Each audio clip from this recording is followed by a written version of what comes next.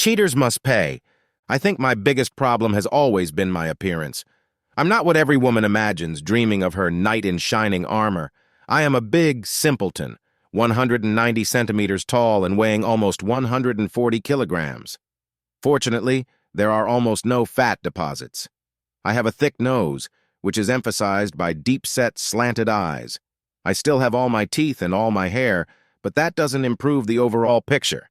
I work a lot as a heavy equipment operator, so my reddish hair is cut short. It's easier to keep it clean that way, and it doesn't catch my eye. For all my faults, I was fortunate to have found the woman I married and spent my life with.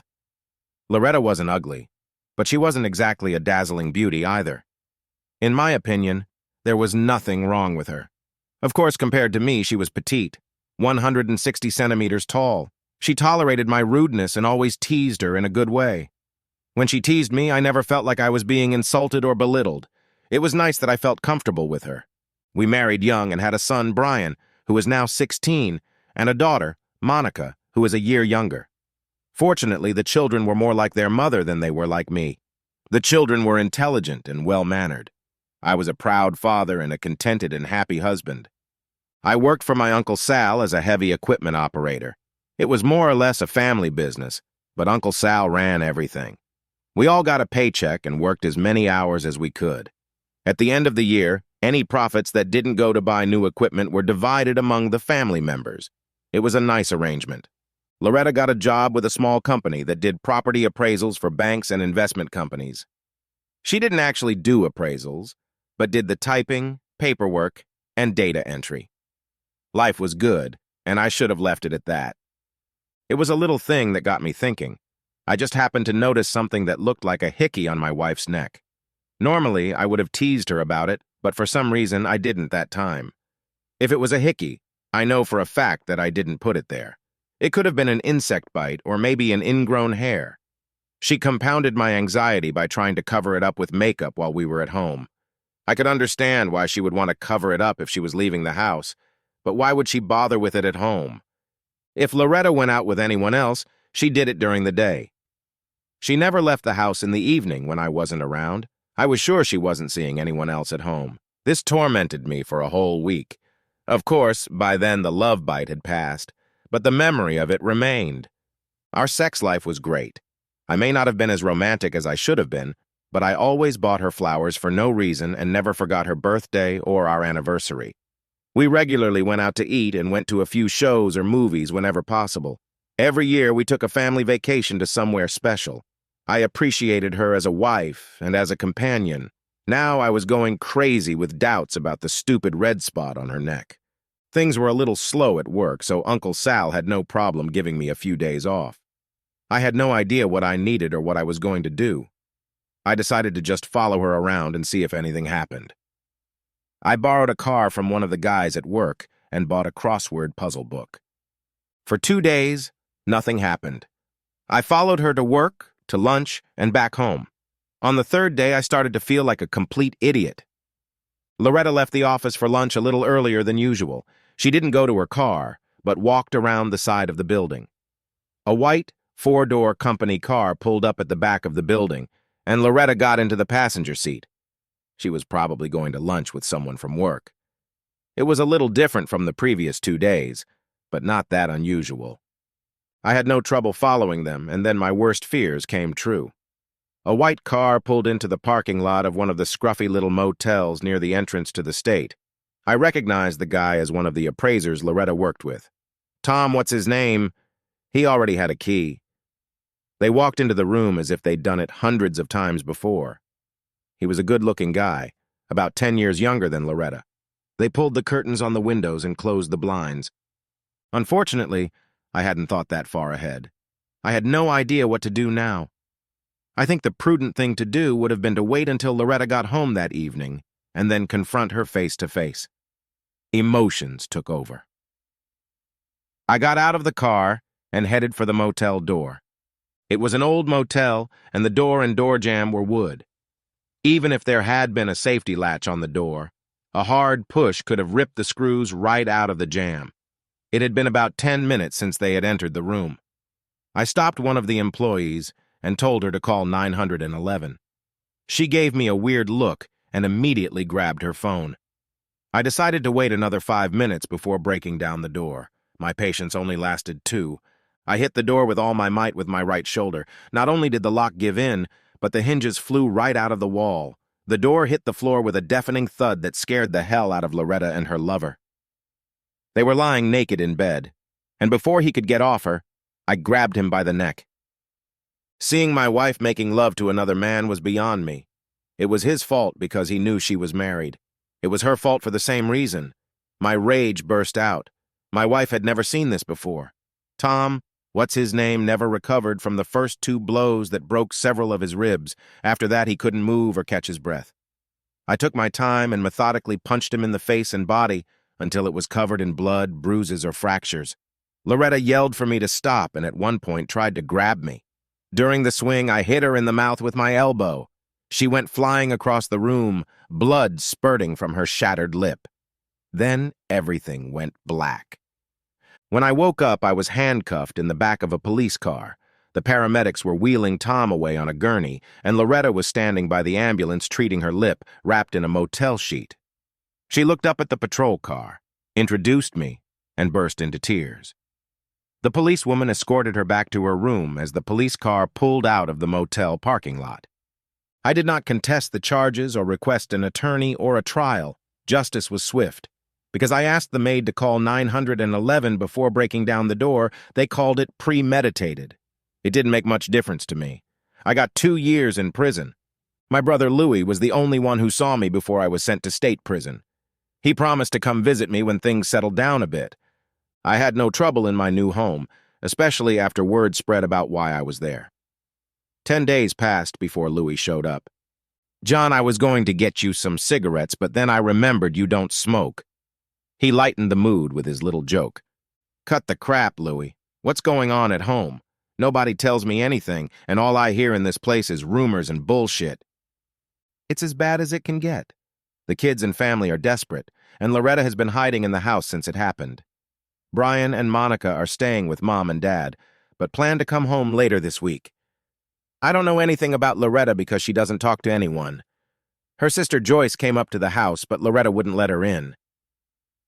"Did Loretta talk to the kids?" "No. They tried a few times, but she refuses to talk to them at all. I don't think she would ever discuss with anyone what really happened." "I take it she's not going to go to work?"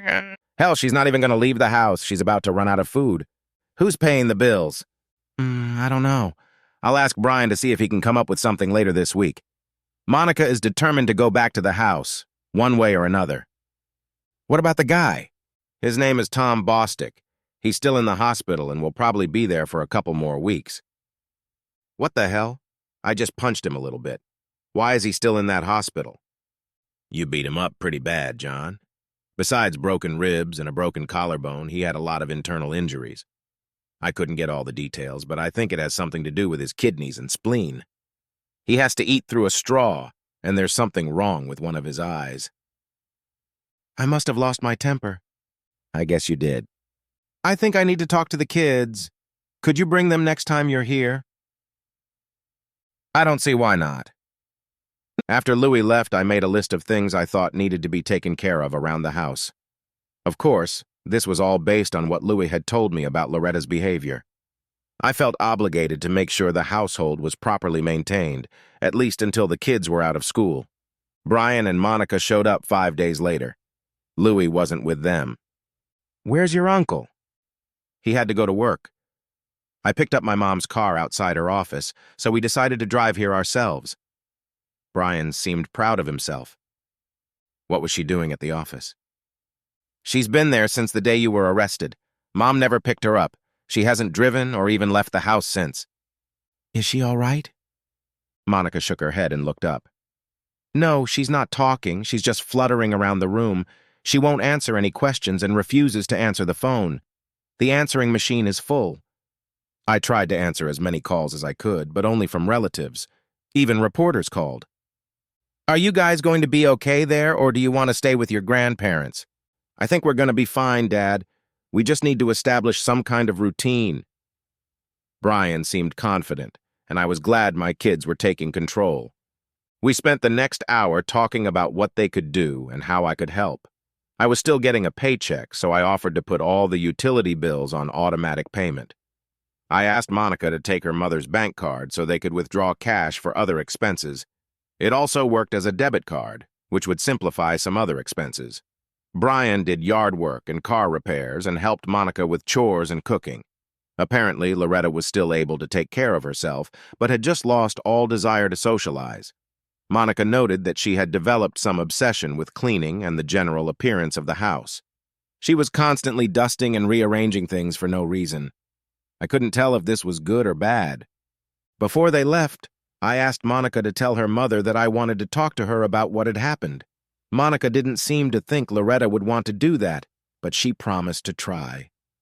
Loretta never came to the prison to see me. She never called or even wrote. Monica and Brian tried unsuccessfully to get her to do so, and even got Joyce, Loretta's sister, involved. 6 months went by. Things had settled down, but I still hadn't gotten any clarification from my wife. Brian, Monica, and Louie visited me regularly, and a few guys from work took the day off to come over and socialize. Things got a little more interesting after that. 2 weeks after Tom Bostic was injured, his wife filed divorce papers for him. He had nothing to fall back on.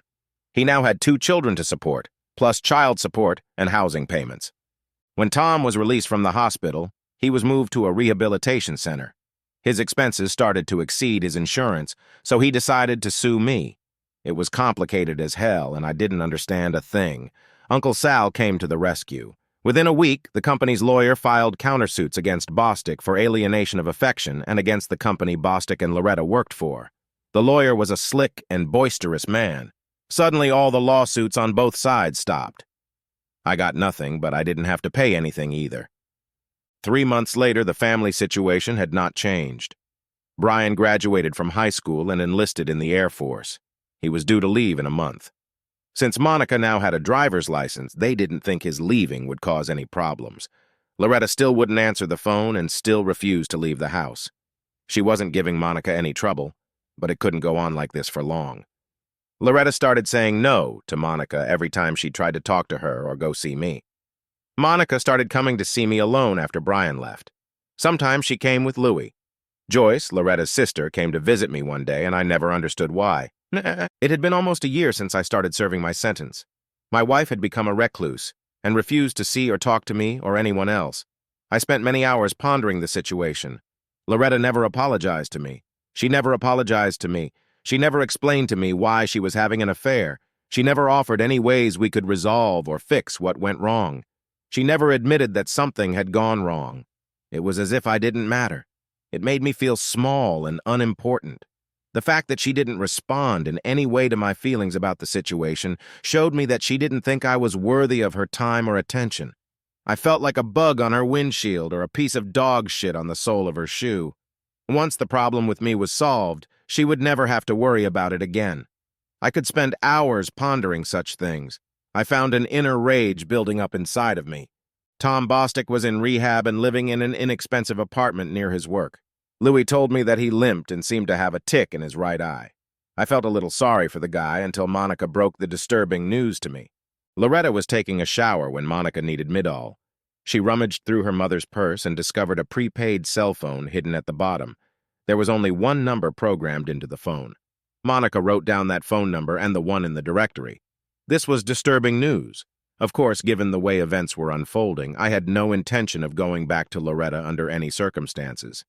However, the thought that she might still be in contact with Bostic infuriated me. 2 weeks later, it was announced that 127 of us would be released early. My name was on the list. While I was in jail, I had no problems, and when I got out, I had a job waiting for me, and I was a first-time felon. How lucky can a person be? Louie and Monica came to pick me up. I decided to stay at my parents' house for a while until Loretta got used to my presence. It was an unnecessary precaution. Loretta was missing. For the first time in over a year, she left the house. She hadn't said anything to anyone or left a note. A quick check revealed that she had taken most of her clothes and several suitcases.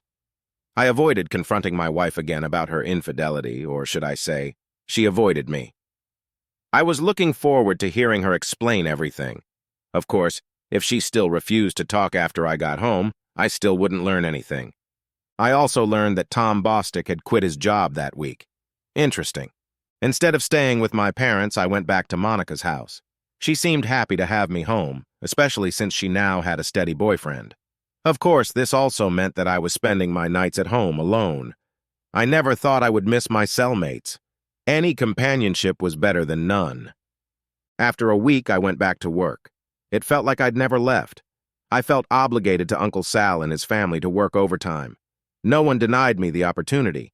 Anyway, over the last year or so, I seem to have lost my taste for beer. I know it sounds strange, but it just didn't quench my thirst the way it used to. I was never really into hard liquor, so I started drinking a lot of cola and iced tea. I teased about it a bit, but was immune to the pressure from my buddies.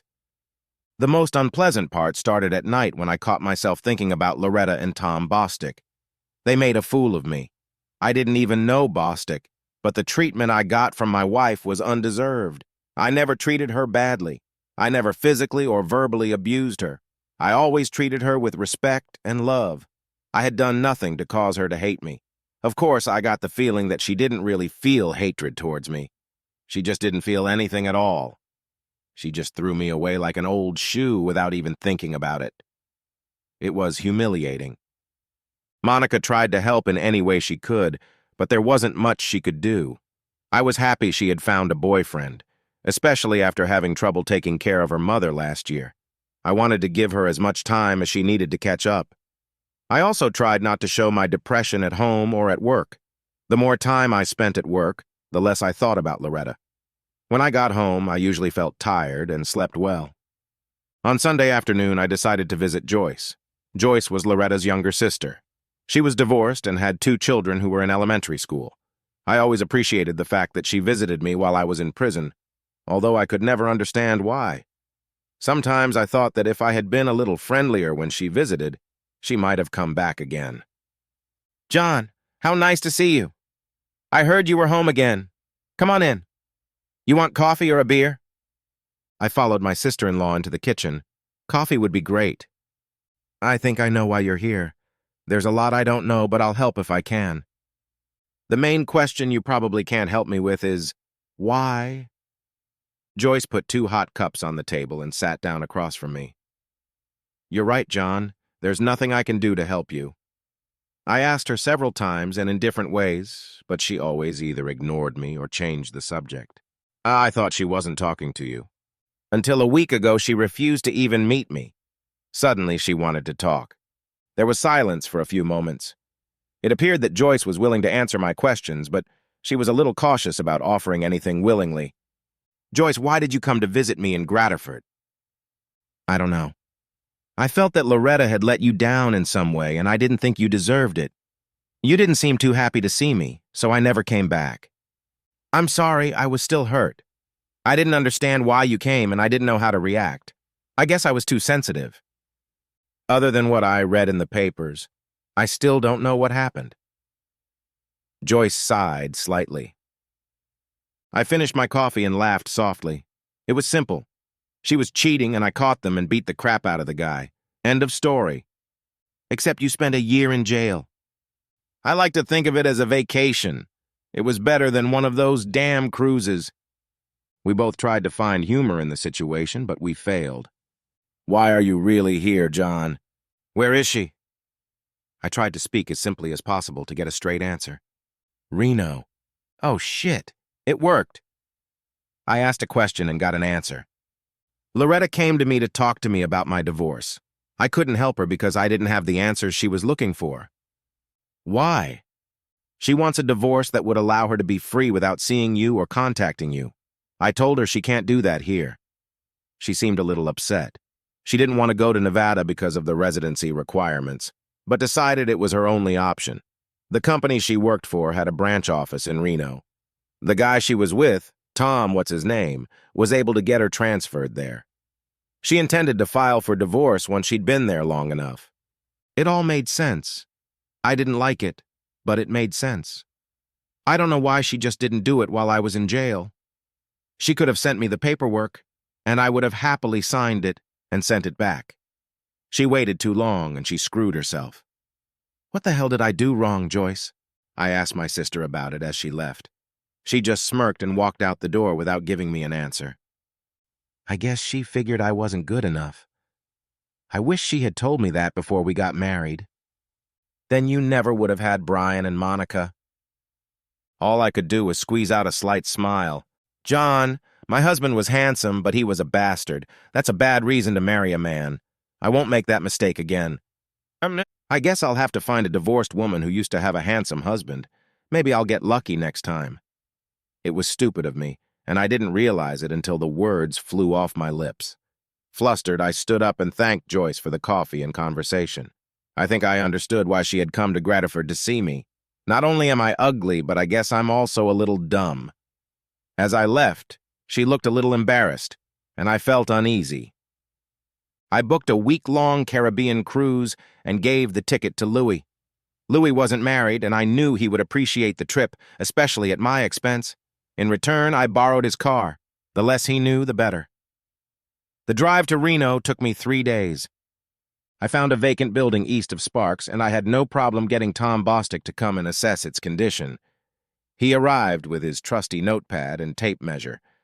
30 minutes later, he was already in the trunk of Louis's car and heading east. I drove about 50 kilometers from Winnemucca before I found a convenient turnoff. I don't know where the dirt road led, but I had only gone the first mile. Tom was breathing when I put him in the trunk, but at some point in the last few hours, he decided to stop breathing. It was a shame because I wanted to talk to him some more. I found a nice little ravine with lots of rocks and unsightly vegetation. I took his watch, wallet, and cell phone before dumping the body in the ravine. Eventually, someone would probably find him, but not before the coyotes and other critters were done with him. I continued on my way east, feeling a little less humiliated. I had never considered myself a vindictive person, but I guess I really was. I walked into the casino in Elko and left Tom's wallet in the men's room. I was sure someone would take it and use the credit cards. No one would report the wallet missing, which meant no one would report the misuse of the credit cards. There was nothing special about the watch, so I just tossed it in the dumpster. I had just gotten to Utah and figured I would call Joyce when I got home. Maybe nothing would come of it, but at least I would be able to enjoy a nice dinner at a restaurant with her. I was starting to come to my senses when my cell phone rang. The display showed the same number Monica had given me. Looks like I was going to talk to my wife after all.